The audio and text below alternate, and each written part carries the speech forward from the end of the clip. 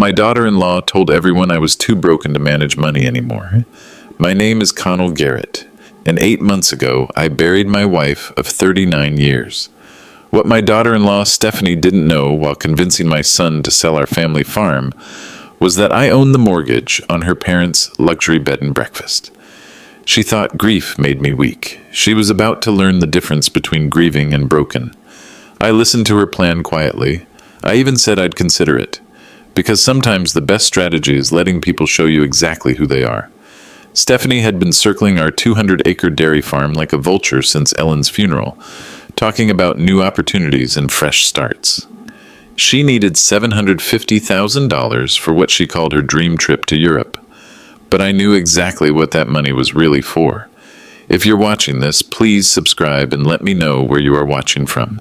This story started 3 days after my wife's funeral, when Stephanie first suggested I was holding Austin back, February 18th, 2024. I was sitting at my kitchen table, still wearing the same black suit from Ellen's service. The house felt too quiet without her humming while she made coffee. That blue ceramic mug she used every morning was still sitting by the sink, unwashed. I couldn't bring myself to move it. Stephanie walked in without knocking. She never knocked. Austin followed behind her, looking uncomfortable in his expensive suit. My son worked downtown now, managing portfolios for other people's retirement funds. Good job, steady income, but Stephanie always wanted more. "Connell, we need to talk about your situation," she said, pulling out a chair like she owned the place. "Austin and I have been discussing your finances." I looked up from Ellen's medical bills spread across the table.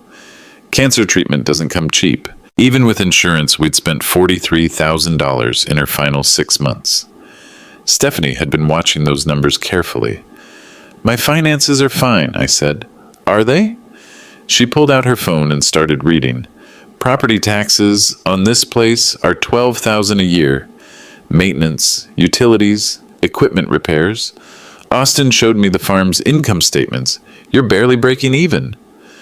That was the first lie. The farm was profitable, always had been, but I let her continue. "Plus, look at you." She gestured at my wrinkled shirt, my unshaven face. "You can barely take care of yourself, let alone 200 acres. This place is falling apart." Austin shifted in his seat. "Dad, maybe she has a point. The farm's a lot of work for one person." "Your father's not thinking clearly right now," Stephanie said, her voice taking on that condescending tone she used when she thought she was being helpful. "Grief affects judgment. I've been researching properties in town.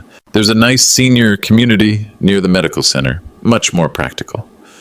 I kept my expression neutral, but inside I was taking notes. She'd been researching more than senior housing. She knew the farm was appraised at $2.1 million last October. She knew about Ellen's life insurance policy. She'd done her homework. "What do you think this place is worth?" I asked. "Realistically, maybe $400,000. The land has value, but the buildings need work. The equipment's outdated." She scrolled through her phone again. I found 3 comparable sales in the area. None went over $450,000. That was the second lie. The comparable properties were all smaller, none had our water rights, and 2 had environmental issues. But she was painting a picture for Austin. Poor old Dad sitting on worthless land, too stubborn to see reality. "Here's what I'm thinking," she continued. "You sell the farm, move somewhere manageable, and Austin and I handle the proceeds. We're better equipped to make smart investment decisions." "Investment decisions?" I repeated slowly. "Well, yes, and we've been planning this amazing trip to Europe. Cultural enrichment. Austin deserves to see the world before we start a family." She reached over and squeezed my son's hand. "The farm sale would cover travel expenses and give us a nest egg for the future." Austin looked at me hopefully. "It could be good for all of us, Dad. You wouldn't have to worry about the physical demands anymore." I nodded like I was considering it. But what I was really considering was how she'd positioned herself as Austin's financial advisor, how she'd researched the property values, and how she'd waited exactly 3 days after the funeral to start this conversation. Stephanie Monroe hadn't married my son for love. She'd married him for access. But I hadn't told Austin what I'd found in Stephanie's laptop browser history the week before Ellen died. She'd been researching my assets for months. The next morning, I drove to Heritage Financial Group in town, the same building where Ellen and I had opened our first savings account in 1986. Sarah Mills, our investment manager, was expecting me. "I'm sorry for your loss, Mr. Garrett," she said, pulling up my portfolio on her computer. "How can I help you today?" "I need to understand exactly where things stand," I said, "and I need to know my options." The numbers on her screen told a different story than the one Stephanie was selling. 9.2 million in diversified investments, municipal bonds, blue chip stocks, real estate investment trusts. Ellen and I had been careful with money our entire marriage. We lived modestly, saved aggressively, and invested wisely. "The farm generates about $180,000 annually," Sarah explained. "Your investment income is roughly $460,000 per year. Even without touching principal, you're financially secure for life." "What about if I sold the farm?" I asked. "Current market analysis suggests 2.1 million, possibly higher with the right buyer. The water rights alone are worth 300,000. She pulled up comparable sales data, real data, not Stephanie's fiction. "Land values in this county have increased 32% over the past 5 years. I thought about Austin sitting at my kitchen table, believing his inheritance was a burden instead of a blessing. Stephanie had convinced him that helping his grieving father meant taking control of his assets. She'd weaponized his guilt about leaving home, about not being there during Ellen's final months. "There's something else," I told Sarah. "I need you to research a property in the Hamptons, Willow Creek Bed and Breakfast. I want to know who holds the mortgage." Sarah's eyebrows rose slightly, but she made the inquiry. 20 minutes later, she had the information. "Interesting," she said. "The property's owned by Gregory and Patricia Monroe. Current mortgage balance is $1,348,900. The loan originated from Hammond Private Capital." "Who owns Hammond Private Capital?" I asked. "It's a subsidiary of Garrett Holdings," she said, looking confused. "Which is your family trust." I sat back in my chair. Ellen and I had established the trust in 2008 during the financial crisis, when distressed properties were available at significant discounts. We'd bought several commercial mortgages, including the one on what would later become Stephanie's family business. "So I own their debt," I said. "You've been the mortgage holder for 16 years, Sarah confirmed. "They've made payments consistently until recently. Current status shows they're 60 days behind. Total arrears of $28,400. And the irony was perfect. Stephanie was trying to steal my farm to fund her lifestyle, while I already controlled her parents' financial future. They owed me $1.3 million, and they were struggling to make payments. "What happens if they can't catch up?" I asked. "Standard foreclosure proceedings. Though given the property's value and current market conditions, they'd likely negotiate a workout plan or sell voluntarily."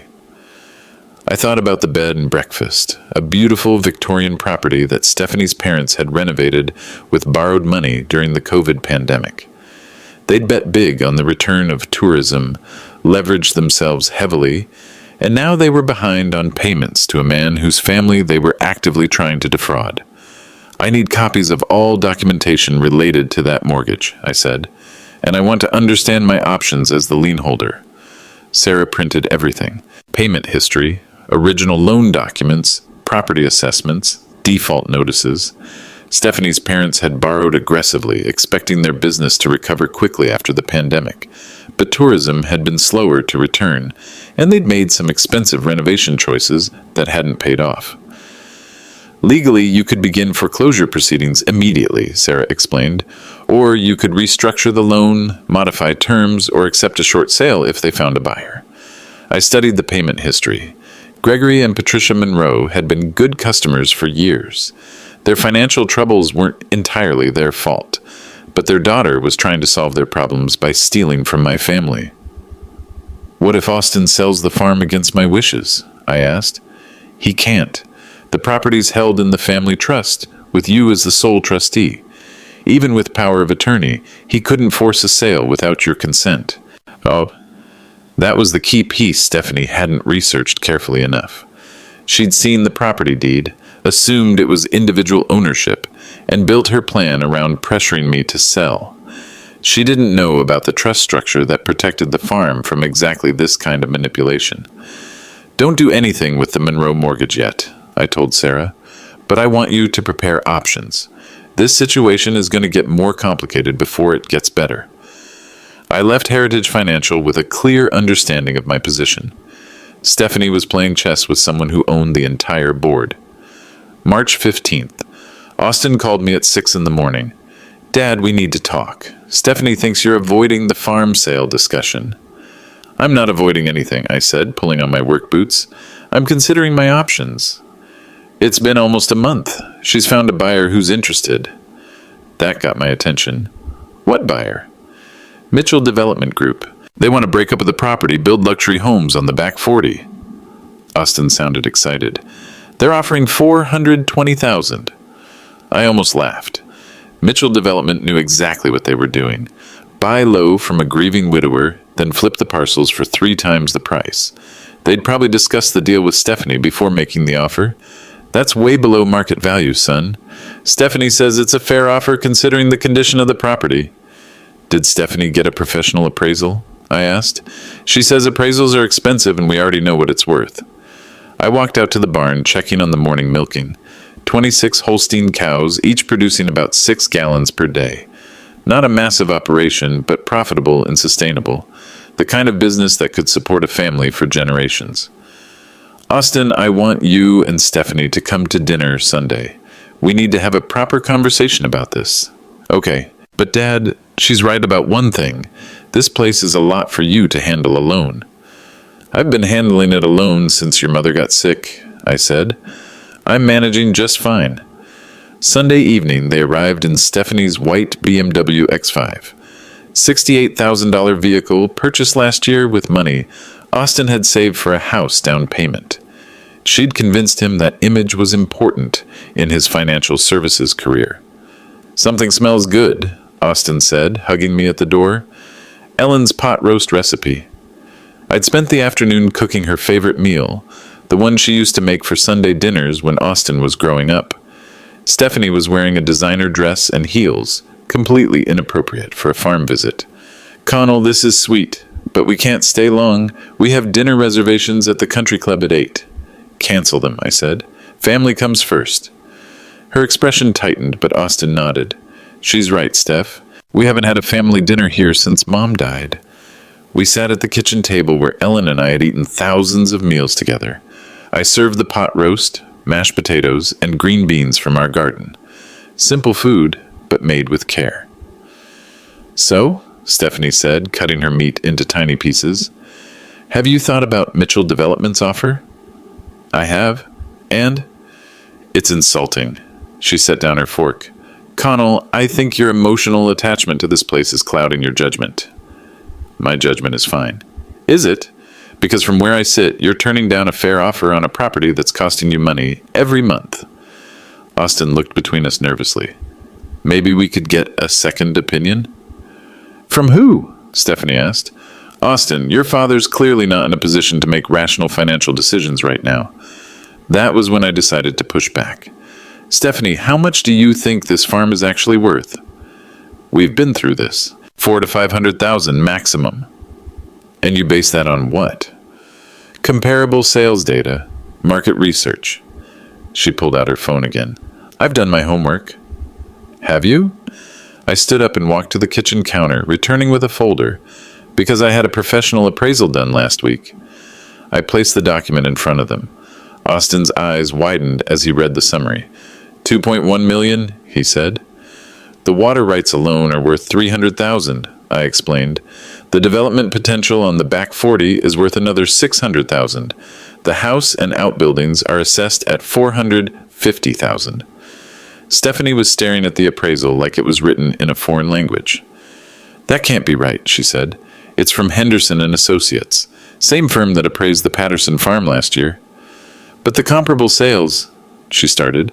"Were you comparing this property to distressed sales and smaller parcels?" I said. "None of the properties you showed Austin have our water rights or development potential." Austin was still reading the appraisal. Dad, this changes everything. If the farm is worth this much, maybe selling isn't the best idea. Austin, Stephanie's voice had an edge to it now. One appraisal doesn't mean anything. We could get 3 different opinions from 3 different firms. We could, I agreed. But we won't get 3 different opinions about the property taxes, will we? I pulled out another document. The county tax assessment. Property taxes are $12,000 a year, I said. That's based on an assessed value of $1.8 million. The county doesn't assess property at $600,000 and tax it at $12,000. Stephanie's face was red now. You're making this more complicated than it needs to be. No, I said calmly. You're the one who made it complicated. By lying about the property value. By lying about the financial situation. By trying to pressure Austin into a decision based on false information. I wasn't lying. I was working with the information I had. Were you? I placed a third document on the table. Because this is a printout of your browser history from February 10th, 3 days before Ellen died. You researched this property's value, found the tax assessment, and looked up recent sales data. You knew exactly what this place was worth before you ever suggested selling it. Austin stared at his wife. Stephanie, is that true? I wanted to be prepared for the conversation. Prepared to lie, I said. I wasn't lying. Her voice rose. I was trying to help you see reality. You can't handle this place anymore. Look at yourself.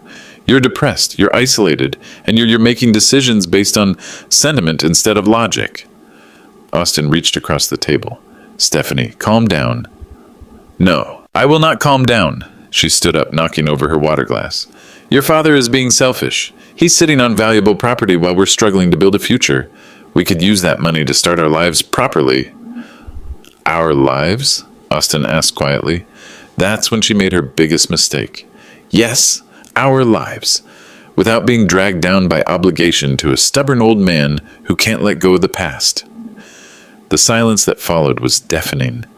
I could hear the kitchen clock ticking, the refrigerator humming, and Stephanie's rapid breathing. Austin was staring at her like he'd never seen her before. I think you should leave, I said quietly. Austin, she said, her voice suddenly pleading. You know I didn't mean it like that. But Austin was already standing. Yeah, he said. I think we should go. The next morning, Austin called me before 7. Stephanie was still asleep. Dad, I owe you an apology. No, you don't. Yeah, I do. I should have asked questions instead of just believing her research. He paused. She's been telling me for months that you were struggling financially, that the farm was basically worthless. Why would she tell you that? She said she was worried about your future, that you needed family help to make smart decisions. Austin's voice was quiet. I thought I was being a good son. You are a good son. Don't let anyone convince you otherwise. What do I do now? She's my wife. That's between you and her, I said. But Austin, marriage should be built on honesty. If she'll lie to you about this, what else is she lying about? After we hung up, I sat in Ellen's kitchen, drinking coffee from her blue mug. For the first time since she died, I felt like myself again. Focused, clear, ready to act. I called David Sterling at 9 a.m. sharp. Sterling Investigations. Mr. Sterling, my name is Connell Garrett. I need your services. What kind of services, Mr. Garrett? I need you to investigate someone. My daughter-in-law. I suspect she's not being honest about her intentions toward my family. Sterling had come recommended by Carl Hudson at First National Bank.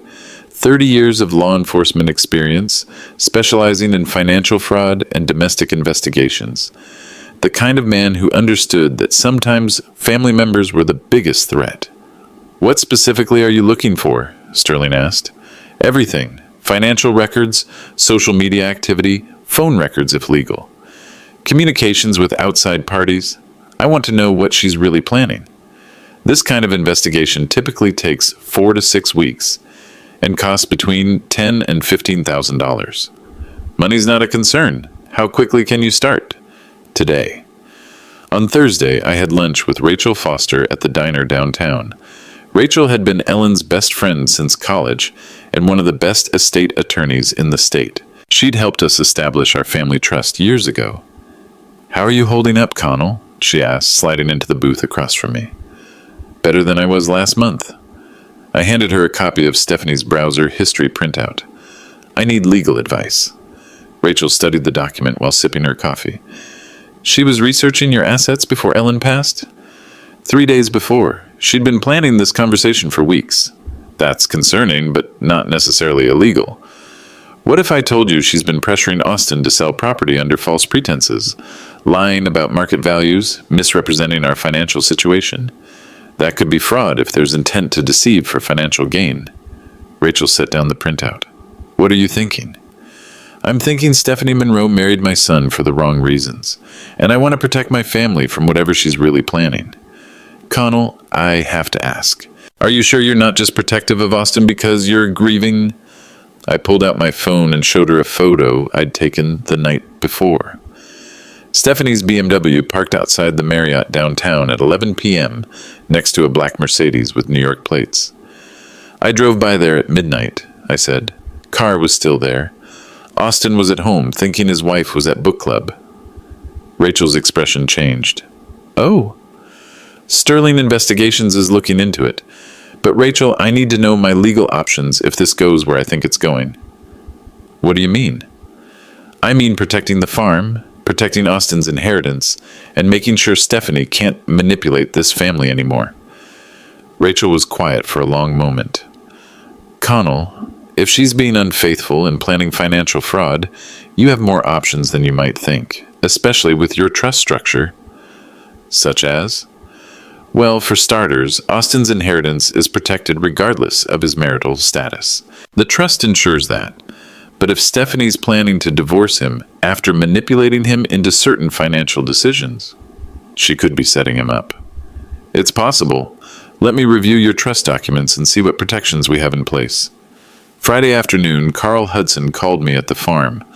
"Connell, I've been thinking about our conversation last week about the Monroe mortgage." "What about it?" "I did some research into their business, the bed and breakfast. They're in worse shape than our records show." "How much worse?" "They've borrowed against everything they own. Business equipment, vehicles, personal credit lines. If they miss another mortgage payment to your trust, they're going to lose everything." I thought about Stephanie's European vacation plans, her $750,000 dream trip. "Carl, how much do you think their daughter knows about their financial situation?"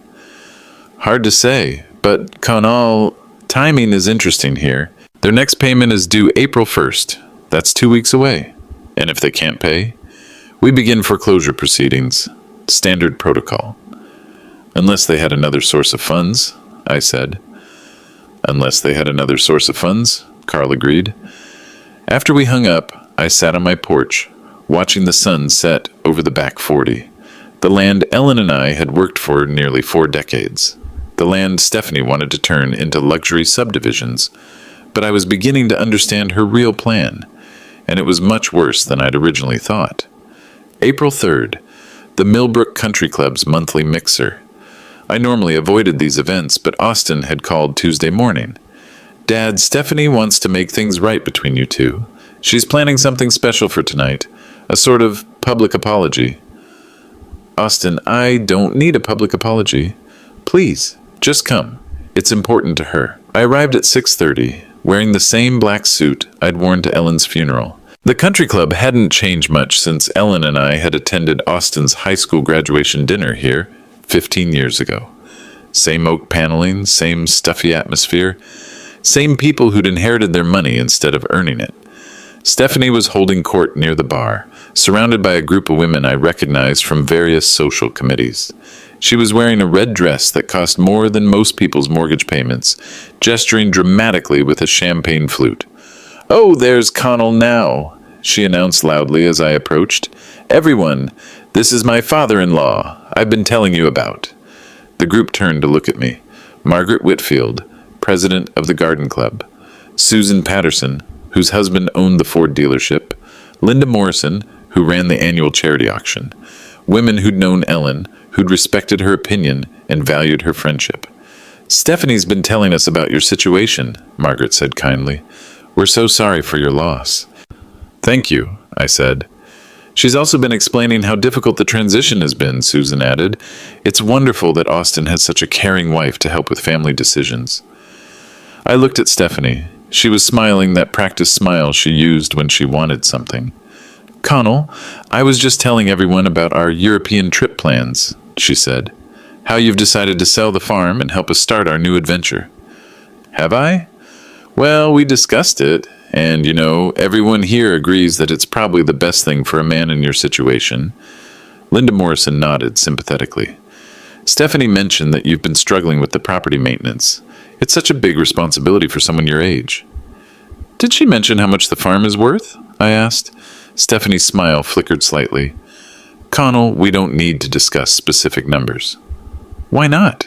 These are your friends. I'm sure they'd be interested to know that you're advising me to sell $2.1 million worth of property for $400,000. The group went quiet. Margaret Whitfield set down her drink.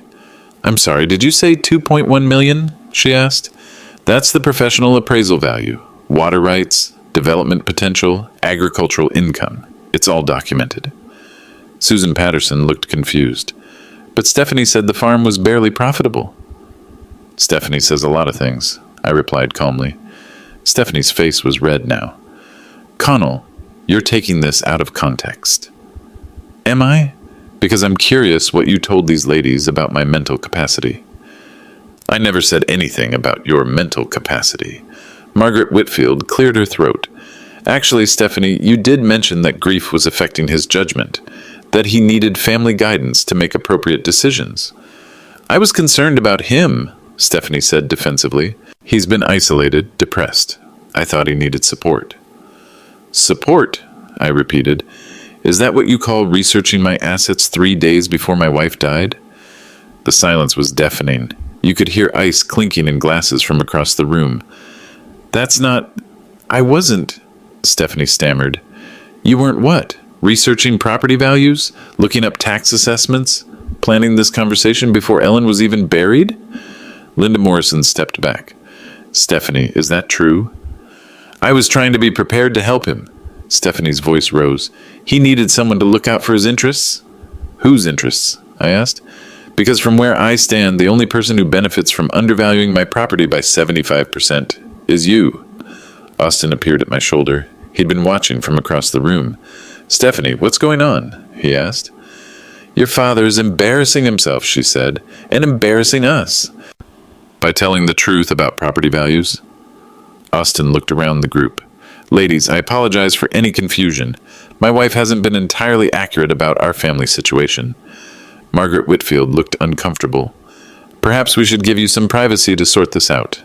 No, Stephanie said quickly. Don't leave. Connell's having one of his episodes again. That's when I decided she'd gone far enough. Episodes, I said quietly. What kind of episodes, Stephanie? You know what I'm talking about. The depression, the confusion. Austin's told me how worried he is about your decision-making capacity. Austin's eyes widened. Stephanie, I never said that. Yes, you did. Last week when we were discussing the power of attorney paperwork. What power of attorney paperwork? Austin asked. Stephanie realized her mistake immediately. The group was staring at her now, and not in a friendly way. We discussed it. For your peace of mind. In case your father needed help with financial decisions. No, we didn't, Austin said firmly. We never discussed any power of attorney. Margaret Whitfield's expression had turned cold. Stephanie, dear, I think you should stop talking now. But Stephanie was beyond stopping. The champagne, the pressure, the public nature of the conversation had destroyed her filter. You people don't understand, she said loudly, drawing attention from other groups. I'm trying to save this family from themselves. Connell is sitting on valuable property, being stubborn about selling it, while Austin and I are struggling to build a future. We have dreams, plans, goals that require capital. What kind of goals? Susan Patterson asked. Real goals, travel, investment opportunities, lifestyle improvements, not sitting on a dairy farm in the middle of nowhere, pretending it's 1950. Linda Morrison exchanged glances with Margaret. Investment opportunities? Yes. Austin and I want to start a real estate portfolio. European markets are opening up. luxury vacation properties, the kind of investments that could set us up for life. Austin was staring at his wife like he'd never seen her before. Stephanie, we never discussed any of that. Because you don't think big enough, she snapped. You're content working your little job, living in your little apartment, visiting your little farm. But I want more. I want the life I deserve. The crowd had grown larger. Other club members were drifting over, drawn by the raised voices and obvious tension. The life you deserve, I repeated. Based on my property? Based on family assets that are being wasted by a stubborn old man who can't see past his grief. The entire room went silent. Even the bartender stopped moving. Margaret Whitfield spoke first. Stephanie, I think you need to leave. I'm not leaving until this family faces reality. The reality, I said quietly, is that you're not family. You're a predator who married my son for his inheritance. Austin stepped forward. Dad, that's enough. Is it? Because I have some interesting information about your wife's activities over the past month. Stephanie went very still. What kind of information? I pulled out my phone and showed her a photo. Her BMW parked outside the Marriott, the black Mercedes with New York plates beside it. Information about your book club meetings, I said. The color drained from her face completely. Austin stared at the photo on my phone screen. The timestamp showed March 28th, 11:43 p.m. His wife's BMW next to a black Mercedes S-Class with New York plates. Stephanie, what is this? He asked quietly. I can explain, she said, but her voice had lost all its earlier confidence. The crowd around us was pretending not to listen while hanging on every word. Margaret Whitfield had her arms crossed, looking like a judge presiding over a particularly distasteful case. Actually, I said, putting my phone away, let's discuss this privately. Austin, Stephanie, there are some things you both need to know. No, Stephanie said quickly. We're not going anywhere with you. You're trying to manipulate the situation. Manipulate? I looked around the room at the faces staring at us. Stephanie, you just told a room full of people that I'm mentally incompetent and that you deserve my property. I think the manipulation is pretty clear. Austin took his wife's arm. We're leaving. Now. Actually, a familiar voice said behind me, I don't think that's a good idea. We all turned. Carl Hudson was walking toward us, carrying a manila envelope. The president of First National Bank, wearing a dark suit and a grim expression. Mr. Hudson, Austin said, confused. What are you doing here? I came to find you, actually, all of you. Carl looked at Stephanie. Mrs. Garrett, I believe you need to see this. He handed her the envelope. Open it. Stephanie's hands were shaking as she pulled out the documents inside. Her face went white as she read the first page. What is it? Austin asked. She couldn't speak. Carl answered for her. Foreclosure notice for Willow Creek Bed and Breakfast. Property owned by Gregory and Patricia Monroe. Those are my parents, Stephanie whispered. Yes, they are. And they're 96 days behind on their mortgage payments. Total arrears of $42,600. Austin looked confused. Why are you telling us this? Carl looked at me. Connell, do you want to explain, or should I? I took a deep breath. The mortgage holder for your parents' property is Garrett Holdings, my family trust. I've been their banker for 16 years. The silence stretched out like a wire about to snap. Stephanie was staring at the foreclosure documents like they were written in blood. That's impossible, she said. It's completely legal, Carl replied. During the 2008 financial crisis, your father-in-law acquired several distressed commercial mortgages at significant discounts. Your parents borrowed $1.3 million to renovate their property. They've been making payments to Connell's trust ever since. Until recently, I added, when tourism revenue dropped and renovation costs exceeded projections. Austin was looking between us like we were speaking a foreign language. Dad, you own their mortgage? I do. Why didn't you tell us? Because until last week, it wasn't relevant. Your parents were good customers. They made their payments on time, maintained their property, ran a profitable business. I looked at Stephanie. But then I started wondering why their daughter was so interested in my financial situation. Stephanie found her voice. This is a coincidence. Is it? Carl pulled another document from his briefcase. Because according to our records, Mrs. Garrett, you called our loan department 3 times in February, asking about your parents' payment status. I was concerned about them. You asked specifically about acceleration clauses and foreclosure timelines, Carl continued. You wanted to know what would happen if they missed multiple payments. Austin stared at his wife. Stephanie, why would you ask about that? Because I knew they were struggling. I was trying to understand their situation. To help them? I asked. Or to understand how much time you had before they lost everything? Margaret Whitfield spoke up. I'm sorry, but I'm confused. What does this have to do with selling your farm? I looked around the room. A dozen people were listening to our conversation, including several business owners who understood financial leverage when they saw it. Stephanie needed $750,000, I explained. She told Austin it was for a European vacation, but I suspect the real purpose was to save her parents' business by bringing their mortgage current and providing operating capital. That's not true, Stephanie said, but her voice lacked conviction.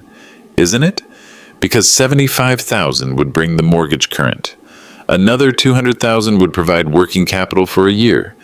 The remaining $475,000 would be enough to start that real estate investment portfolio you mentioned. Carl nodded. The math works. But there's one problem with your plan, Stephanie, I continued. You assumed I was a vulnerable widower who could be manipulated into selling valuable property for pennies on the dollar. You're vulnerable, she said desperately. You're grieving, isolated, not thinking clearly. Actually, I'm thinking more clearly than I have in months. I pulled out another document. This is my investment portfolio statement from Heritage Financial Group. Current value, $9.2 million. The gasps from the crowd were audible. Margaret Whitfield's mouth literally fell open. I don't need to sell the farm, Stephanie. I never did. The property generates substantial income. My investments provide more than enough for comfortable retirement, and I have enough liquid assets to buy your parents' mortgage 10 times over. Austin was staring at the portfolio statement. Dad, you're a millionaire? Several times over. But you drive that old pickup truck. You wear work clothes. You live like a farmer, I finished. Because that's what I am. Ellen and I saved money instead of spending it on status symbols. We invested wisely and lived below our means. Apparently, that made me look like an easy target. Stephanie had sunk into a nearby chair, still clutching the foreclosure notice. There's more, Carl said quietly. Mrs. Garrett, you should know that your parents called me yesterday. They've been trying to reach you for a week. About what? She asked without looking up. About the gentleman from New York who's been asking questions about buying their property. A man named Connor Phillips. Stephanie's head snapped up. What about Connor? They wanted to know if you'd told him details about their financial situation. Apparently, he made them an offer that was suspiciously close to their outstanding debt balance. The room went completely silent, except for the sound of ice clinking in abandoned drinks. Austin looked at his wife with an expression I'd never seen before. Cold, calculating, disappointed. Stephanie, he said quietly, who is Connor Phillips? She didn't answer. She couldn't answer, because we all already knew. Austin was still waiting for an answer when my phone buzzed. A text message from David Sterling. Outside with evidence. Come when ready. Excuse me for one moment, I said to the silent crowd. I walked to the country club's entrance where Sterling was standing beside a black SUV. Mr. Garrett, he said, handing me a thick manila folder. Everything you requested. I opened the folder briefly. Photos, phone records, financial documents, hotel receipts, 6 weeks of professional surveillance condensed into irrefutable evidence.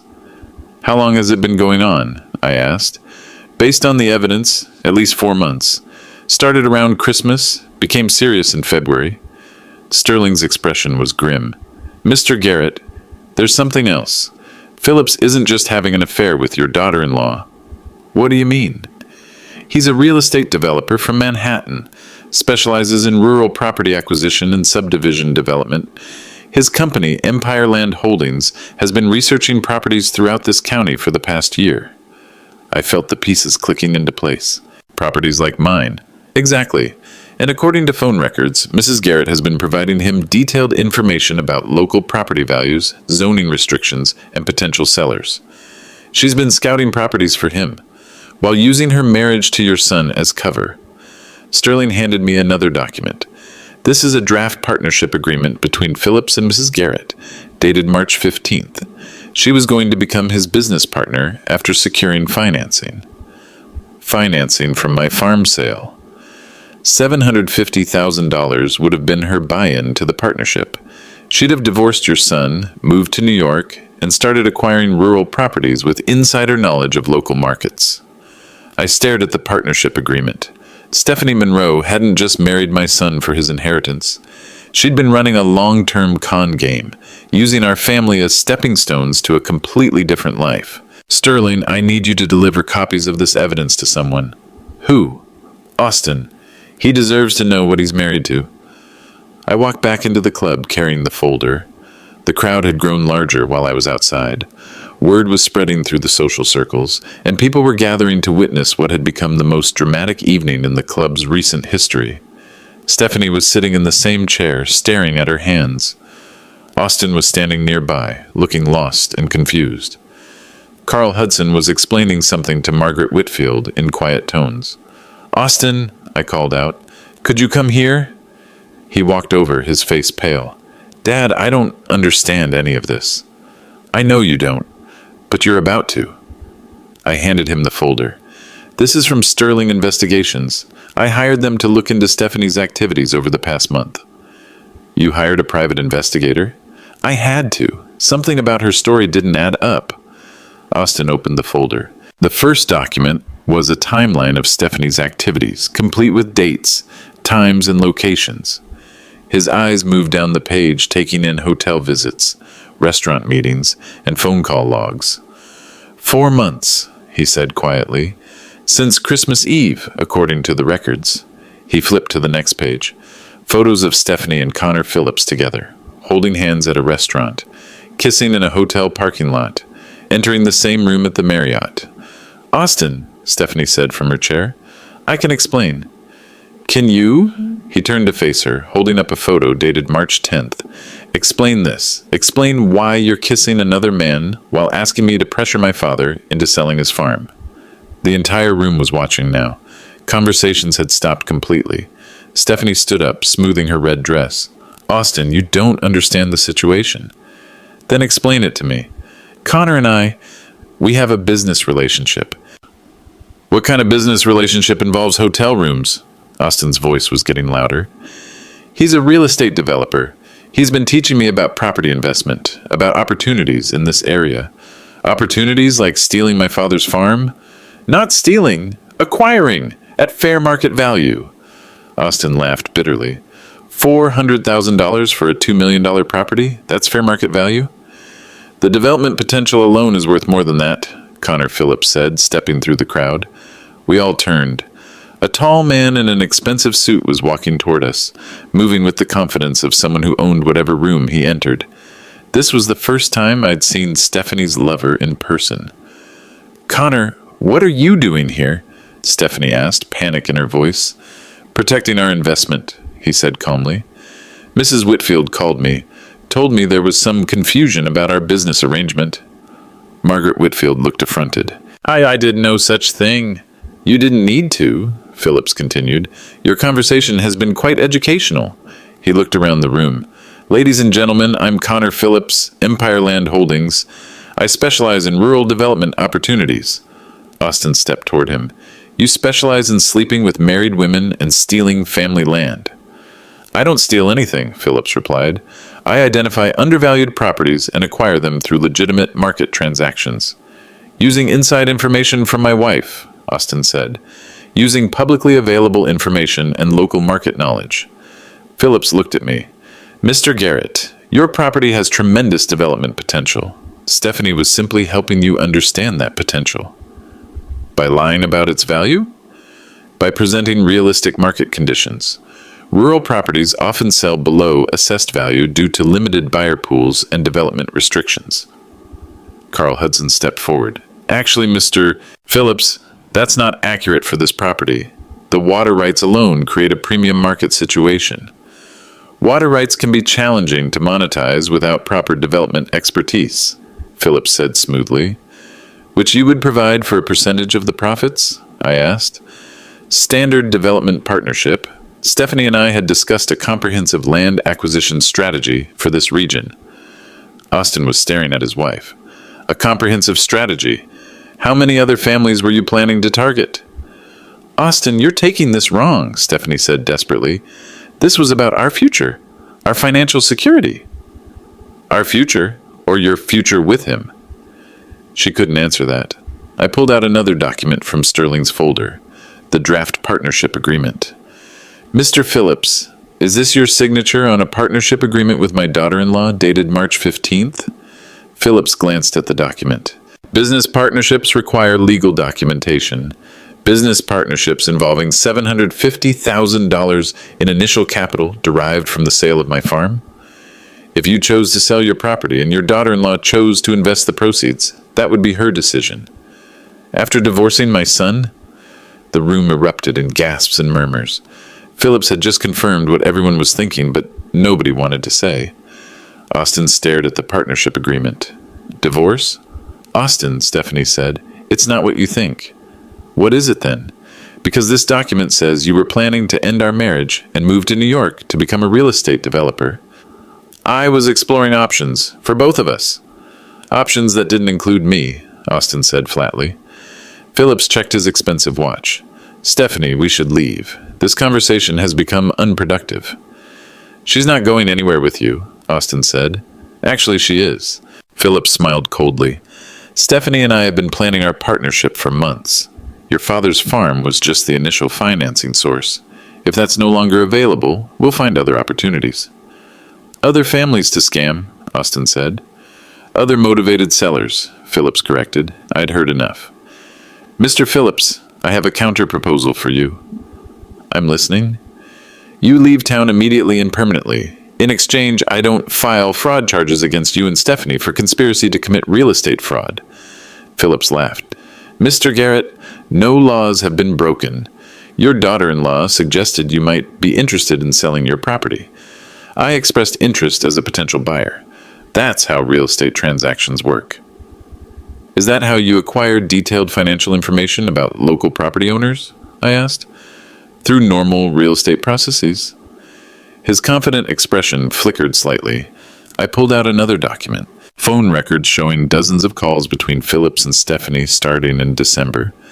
Because according to these records, you've been conducting market research through my daughter-in-law for 4 months. Research that included accessing confidential financial information about multiple property owners in this county. Carl Hudson nodded. That would constitute fraudulent business practices under state real estate law. Phillips was no longer smiling. Those conversations were general market discussions. Were they? I opened Sterling's folder to the final section.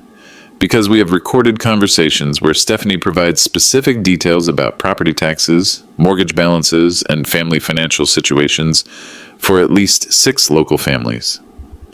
The silence was complete. Even the waitstaff had stopped moving. Austin looked at his wife with an expression of complete disgust. 6 families. You were going to do this to 6 families. Austin, she whispered, please. No. He pulled off his wedding ring and set it on the nearest table. We're done. Philip straightened his tie. Stephanie, we're leaving.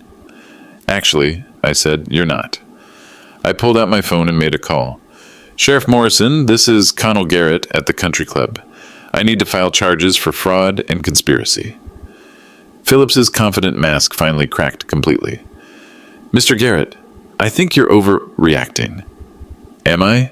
Because I think trying to steal my farm through systematic lies and manipulation is exactly the right amount of reaction. The sheriff arrived 6 minutes later. Sheriff Morrison took statements from 8 witnesses before placing Stephanie and Phillips under arrest. The charges were serious: conspiracy to commit fraud, criminal misrepresentation, and attempted theft by deception. Mrs. Garrett, Morrison said as he read Stephanie her rights, you have the right to remain silent. Anything you say can and will be used against you in a court of law. She looked at Austin one final time. This isn't how it was supposed to happen. No, Austin replied quietly. It was supposed to happen in secret, after you'd stolen my father's farm and destroyed our marriage. Phillips remained silent during his arrest, but his expensive lawyer arrived within 20 minutes. The lawyer immediately began making calls about bail and arraignment schedules. This wasn't Phillips' first legal problem. Carl Hudson approached me while the police were finishing their paperwork. "Connell, there's something else you need to know about the Monroe mortgage." "What now?" "Gregory and Patricia called me this afternoon. They want to meet with you tomorrow morning. Apparently, Stephanie told them you might be willing to restructure their loan terms." I thought about Stephanie's parents, probably unaware that their daughter had been planning to save their business with stolen money. "What kind of restructuring?" "They're proposing to sell the bed and breakfast to a hospitality management company. The sale price would pay off the mortgage balance and provide them with enough capital to retire comfortably. Without needing stolen farm money. Without needing any help from their daughter," Carl confirmed. "They seem to understand that Stephanie's plan wasn't legitimate." Austin walked over looking exhausted. "Dad, I owe you more than an apology." "You don't owe me anything, son." "I do. I trusted her over you. I believed her lies about your mental capacity, about the farm's value, about your financial situation." He shook his head. "I was so stupid." "You weren't stupid. You were manipulated by someone who made lying into an art form." "But I should have asked questions. Should have gotten independent verification before pressuring you to sell." Margaret Whitfield approached us cautiously. "Connell, I want to apologize for our earlier conversation. We had no idea Stephanie was being deceptive about your situation. You couldn't have known. Still, we should have been more careful before taking sides." She looked embarrassed, and Ellen would have seen through her immediately. "Ellen always was a better judge of character than I am." Austin laughed for the first time in weeks. "Mom never liked Stephanie. She tried to warn me," Austin continued. 3 days before the wedding, she pulled me aside and said something felt wrong about Stephanie's motivations. "Why didn't you listen?" "Because I was 28 years old and thought I knew everything. Because Stephanie was beautiful and ambitious and made me feel important." Austin's voice was bitter. "Because I confused manipulation with love." Margaret Whitfield patted his arm. "Live and learn, dear. At least you found out before she could do serious damage." "She almost destroyed my relationship with my father." "Almost," I said, "but not quite." Rachel Foster arrived as the police cars were leaving. She'd been my attorney for years, and Austin had called her when the arrest started. "Connell, I've been reviewing your legal options regarding the attempted fraud," she said. "You have several choices about how to proceed." "Such as?" "Criminal charges are already filed, but you could also pursue civil remedies for attempted theft, emotional distress, and damage to family relationships." "I want Phillips prosecuted to the full extent of the law," I said. "This wasn't his first attempt at this kind of fraud." "Agreed. But Stephanie's situation is more complicated. She's facing serious felony charges that could result in prison time." Austin looked conflicted. "Even though I hate what she did, I don't know if I want my ex-wife in prison." "That's not your decision to make," Rachel said gently. "But Connell, you could consider a plea agreement that focuses on restitution and community service rather than incarceration." "What kind of restitution?" "Return of any money she obtained through deception, payment of your legal costs, and formal acknowledgement of wrongdoing." I thought about it for a moment. "What about the other families? The ones Phillips and Stephanie were planning to target?"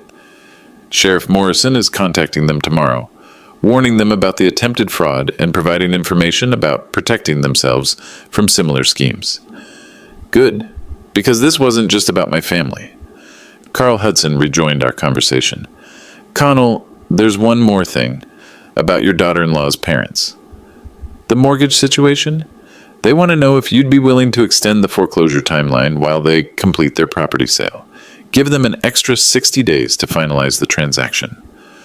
I looked at Austin. "What do you think?" "They're not responsible for what Stephanie did," he said. "If they can solve their financial problems legitimately, I think you should help them." "Well, agreed, Ed. Tell them they have 90 days to complete the sale. No interest penalties, no additional fees." Rachel made notes on her legal pad. "That's generous, considering their daughter tried to defraud you." Their daughter's choices aren't their fault, I said, and Ellen always believed in helping people solve their problems honestly. Austin smiled. Mom would approve. The country club was finally quiet. Most of the members had left, driven home by the drama and the late hour. The staff was cleaning up abandoned drinks and scattered papers. So what happens now? Austin asked. Now you move back to the farm, I said. Help me run it properly. Learn the business from the ground up. Are you serious? Dead serious. This place has been in our family for 3 generations. It's time you understood what that really means. Austin nodded. I'd like that. Good, 'cause there's a lot of work to do, and no more shortcuts. 6 months later, Austin moved his belongings back into his childhood bedroom. The divorce was finalized in August, with Stephanie pleading guilty to reduced charges in exchange for 3 years of probation and full restitution of legal costs. Connor Phillips wasn't as fortunate. The investigation revealed he'd attempted similar fraud schemes in 3 other counties. He was sentenced to 4 years in federal prison and ordered to pay substantial fines to his victims. Dad, I never thanked you properly, Austin said as we worked together, fixing fence posts on a crisp October morning. For what? For not giving up on me, even when I chose her over you. You didn't know what she was really planning. Nobody did. But you suspected. I suspected something was wrong. Ellen taught me to trust my instincts about people. We worked in comfortable silence for a while, replacing rotted posts with new cedar. Austin had been learning the farm business quickly, asking questions about crop rotation, livestock management, and financial planning that he'd never cared about before. The Monroe mortgage closed last week, I mentioned. How are Stephanie's parents doing? Better. They sold the bed and breakfast for enough to pay off their debt and buy a small retirement home in Florida. Gregory called to thank me for the extra time to complete the sale. Any word from Stephanie? She moved back to Connecticut, working for a real estate agency, according to Rachel. Austin nodded. I hope she learned something from all this. I hope so too. The farm was thriving under our joint management. Austin's financial background had helped us optimize our investment strategies, while his newfound respect for rural life was rebuilding the operational systems Ellen and I had established. Dad, can I ask you something? Would you have sold the farm if she'd been honest about her motivations? I thought about it for a long moment. If she'd said Austin and I need money for a business venture, would you consider selling property to help us? I might have said yes. Really? If the business plan made sense, if you both understood the value of what we were selling, and if it was a genuine partnership rather than manipulation. I hammered in another fence post. The problem wasn't her ambition, son. It was her dishonesty. And now? Now you're learning that building wealth takes patience, hard work, and respect for what previous generations created. Austin smiled. Mom would be proud. She would be. That evening, I sat on the front porch with Ellen's blue coffee mug, watching the sunset over our land. The farm was secure, Austin was home, and our family's legacy was intact. Sometimes the best revenge is simply refusing to be a victim. If you enjoyed this story, please subscribe and let me know where you're watching from. And remember, never underestimate the quiet strength of someone who's building something real.